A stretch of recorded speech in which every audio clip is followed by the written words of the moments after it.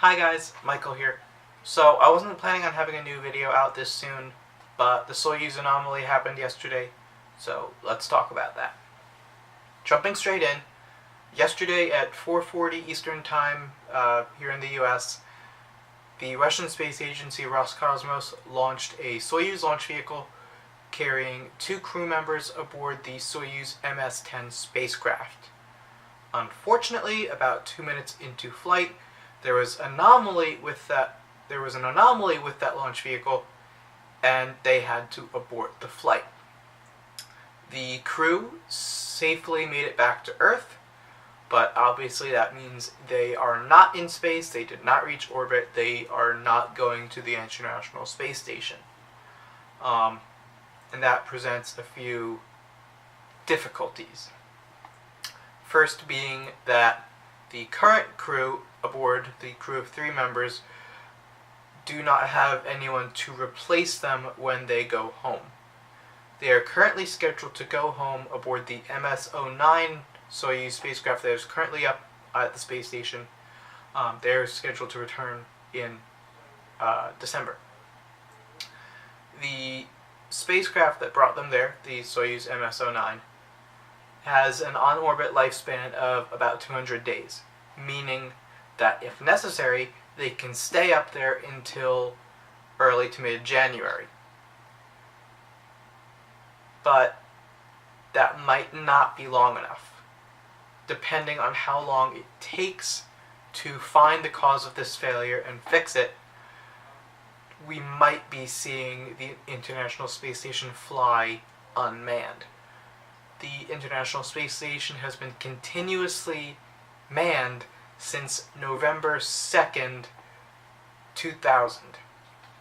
So, by the time they leave in December or January, it will have been continuously manned for 18 years. So, if they have to go home without a replacement, that means the end of that 18-year span of continuous occupation. Putting an end to that would be an unfortunate end to a record. But not a major problem. The International Space Station is capable of flying without a crew.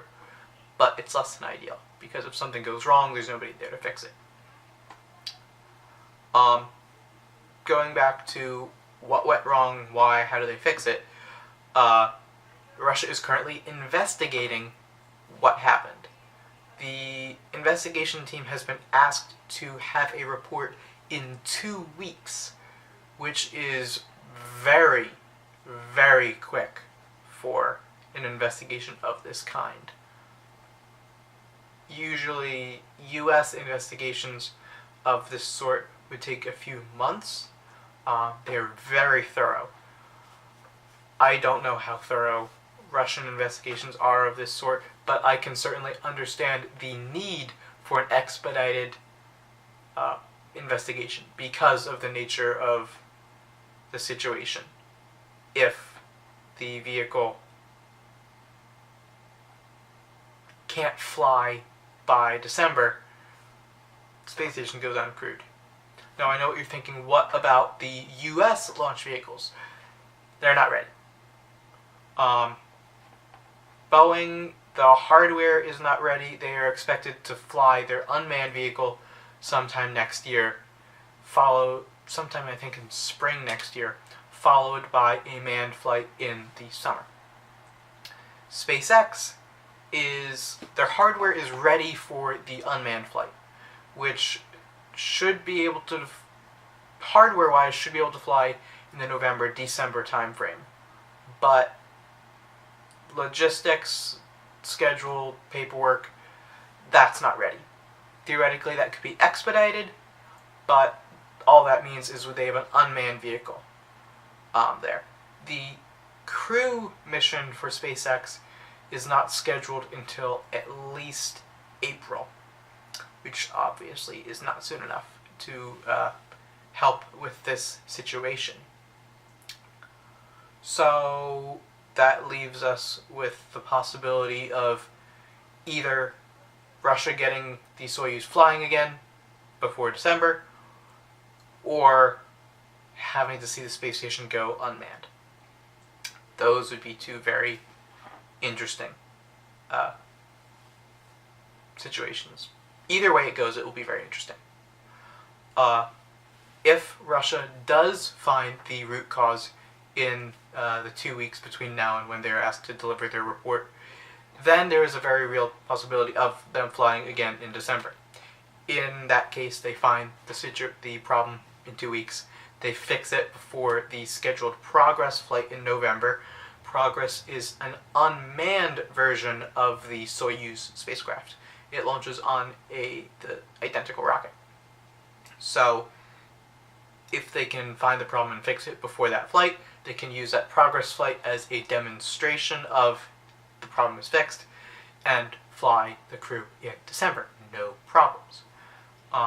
If that doesn't happen, like I said, unmanned space station. So the next question is, what went wrong? What do we know so far? So far, we know that the vehicle was in first stage flight. The anomaly occurred at almost exactly the time where we would expect booster separation. First stage, Russia uses the terminology of first and second stage, whereas I like to use terminology of booster and core stage, because that what they call the second stage technically ignites on the ground and continues through booster separation, what they call first stage separation. Just a difference in terminology between US and Russia. But that booster or first stage separation would have occurred at almost the exact time frame that the anomaly occurred. The flight was then aborted and the crew returned safely. So obviously the timing says maybe the problem occurred with booster separation. That's what everybody is thinking. We can then look at the footage from the ground and maybe get an idea of what happened. So we have the footage, some footage here.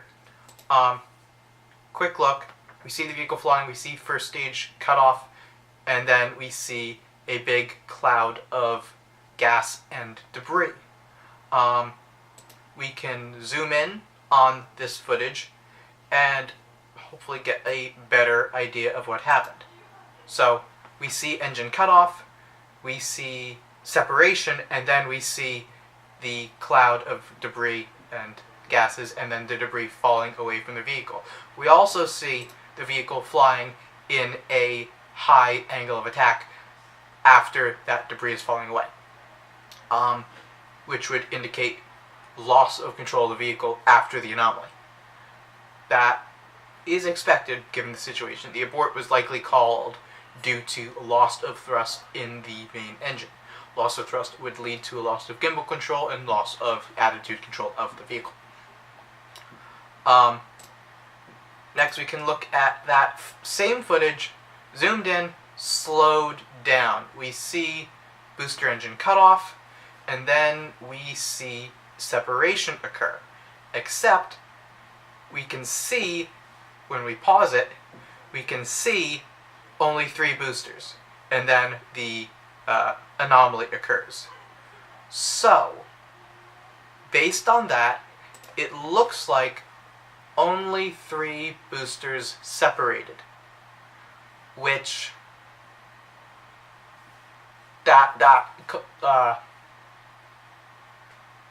yeah, it looks like one booster didn't separate. That's what looks like happened. For those who don't know, the way the boosters normally separate, they are attached at 2 points. They're attached near the bottom of the vehicle, technically 3 points, 2 points at the bottom of the booster, and 1 point at the top of the booster. The separation occurs first with the 2 bolts at the bottom of the booster. They separate, and the residual thrust in the booster engines causes the boosters to pitch outward. As they pitch outward, they are then released at the top, and valves open in the top of the oxygen tanks to vent and push the top of that nose of that booster away. It works very well. Now, there are two ways this could have failed. One is after that disconnect at the bottom occurs, the vent failed to open in the oxygen tank, in which case the booster's nose would not have been pushed away from the core and very well could have contacted the core, causing a rupture, causing the cloud we saw, and thus the debris. Pressurized tanks really do not like getting ruptured. So, that's one way that could have occurred. What else could have occurred is maybe that lower separation didn't happen. If we go back and look at that still of right before the anomaly, we can clearly see 3 boosters.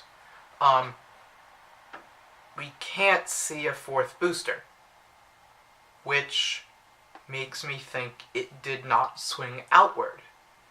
We can clearly see 3 swinging outward. We can't see the 4th. Maybe that's because of the camera angle, or maybe that's because it did not detach at the bottom. And that alone could cause problems in many ways. Maybe the residual thrust in that engine causes a unsymmetrical stress on the vehicle. Maybe the opening of the valve with the booster still attached causes a failure of the tank. There are a lot of dynamic forces on the vehicle that any one of them may have contributed to this anomaly. So, I mean, this analysis is pure speculation. I don't know for sure what happened. All I can say is what I'm looking at and comparing that with what I know about the vehicle. The official investigation will have resources that I don't have. They can recover the debris on the ground, which I believe they have already found. And they can review the telemetry that was downlinked from the vehicle during flight. And they can review the actual designs of the vehicle. All 3 of those things are things I don't have. I just have a rough concept of how the vehicle is constructed. They have all the raw data, all the raw details. They can get much closer to a root cause than I ever possibly could.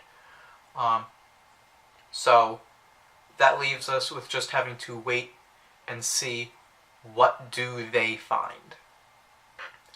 So, in summary, the launch yesterday did not go as planned. The anomaly occurred, the vehicle initiated an abort, the crew landed safely back on Earth, but they are not on the International Space Station. That means the crew on board the ISS right now has no one to replace them come the December-January timeframe. There is a very real possibility that Russia can get the Soyuz flying again before that crew comes home. Either way, we are in a very interesting situation. Option 1 being they get the vehicle flying again less than 2 months after the accident, which would be quite the turnaround. Or they don't, and we see the ISS fly unmanned for the first time in 18 years. Either of those possibilities is very interesting. So we just have to wait and see what happens and see how this situation unfolds. With that being said, I want to thank you guys for watching. I will have other videos coming in the future on a more regular schedule, Thursdays at 7 p.m. If events like this occur, obviously I will put out a video as soon as I can. If there are any updates on this, I will post a video if it is worthy posting a video about. Otherwise, a few great sources to follow on Twitter. They're both on Twitter, and their official website is nasaspaceflight.com. They have a ton of great information, a ton of great sources. There's also spaceflightnow.com. Both of those sites have a ton of detail, and obviously NASA themselves. So those three sources will have a lot of information, and likely more detail than I have. And quite frankly, they are where I get a lot of my information. Almost all of my information, actually. So if you want more updates on that, please go follow them. So again, I want to thank you guys for watching. Please like this video if you enjoyed it. Please share this with your friends if you think it's something that they would enjoy. And please subscribe if you haven't already. With that said, my name is Michael. I'll see you next time.